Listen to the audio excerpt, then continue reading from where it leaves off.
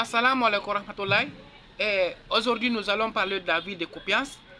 Les troupes russes étaient rentrées depuis dans la ville de Kupiansk. D'abord, Kupiansk se trouve dans l'est de l'Ukraine, dans l'oblast de Kharkiv.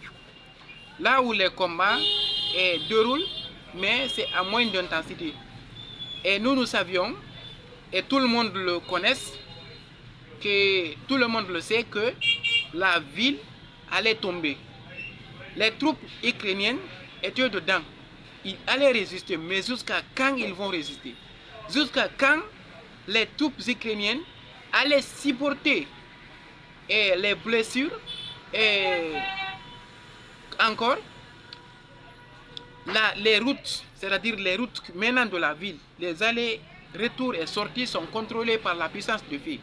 Vous savez, les drones ont joué un grand rôle dans ce conflit moderne. Parce que vous savez, ils ont des avions modernes et ils ont des gros avions supersoniques, etc.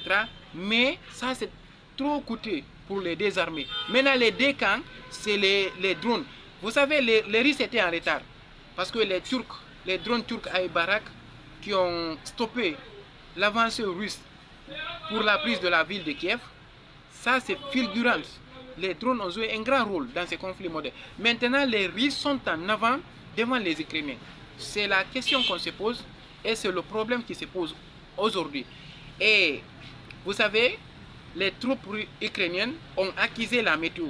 Ils ont dit que c'est le brouillard qui a fait que les troupes russes ont avancé et ont pris encore d'autres nouvelles positions. Et c'est ce qui a fallu que les troupes russes entrent. Vous avez vu les vidéos dans les jours passés. Les troupes russes étaient dans des motos et dans des véhicules civils. Et dans des véhicules modernes du moins. Et comme étant des véhicules civils, des véhicules non immatriculés.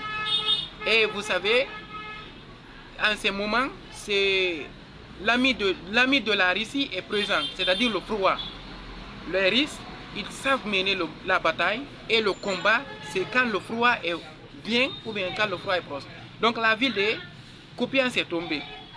L'armée ukrainienne, la 9e brigade a subi une lourde perte. Il y a d'autres unités qui se sont même rendues la fois passée, mais vous savez, la politique, c'est l'information, c'est la désinformation et l'information. C'est la guerre de communication. Les politiques ukrainiennes n'ont pas commenté l'information et ils n'ont même pas reconnu que les troupes russes étaient stationnées dans les quartiers de la ville de Kupiansk. Maintenant, nous avons constaté les drapeaux russes dans la ville et l'état-major russe a revendiqué la prise de la ville. Donc, c'est une situation très catastrophique pour les troupes russes et du moins pour les troupes ukrainiennes à Kharkiv.